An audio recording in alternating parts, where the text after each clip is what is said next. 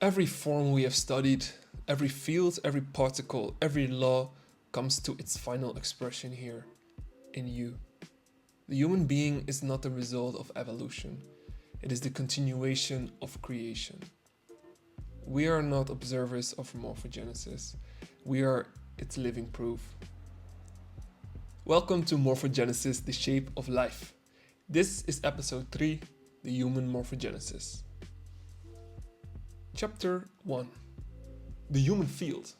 Within every human is a morphogenic field, a lattice of light woven through flesh, thought, and emotion. The ancients called it aura. Science calls it the biofield.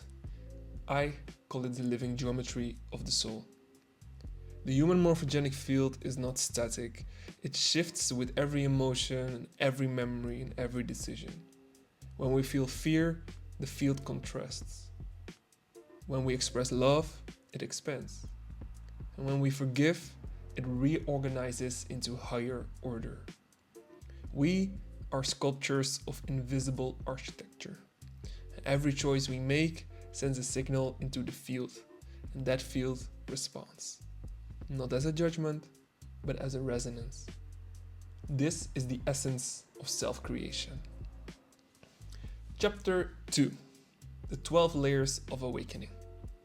The morphogenic field of the human being has 12 layers, 12 resonant states of awareness aligned with the 12 chakras. These layers move from matter to spirit and from density to light.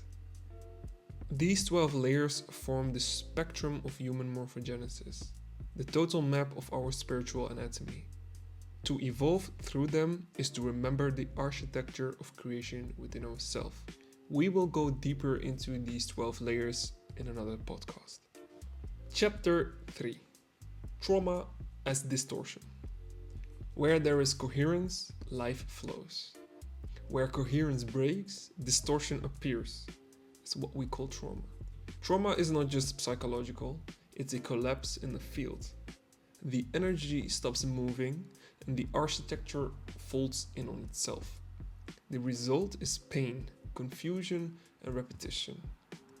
But trauma is not punishment. It's potential energy waiting to be liberated. Every knot of suffering hides a fragment of lost geometry. When we face it, breathe it, and love it, the geometry returns to light. Healing then is the art of reintroducing symmetry to the field. This is human morphogenesis in motion, the field rebuilding its harmony from within. Chapter 4. The morphogenic mind. The mind is not in the brain, it's a field phenomenon. Thought is electrical, emotion is magnetic, and together they form morphogenic patterns.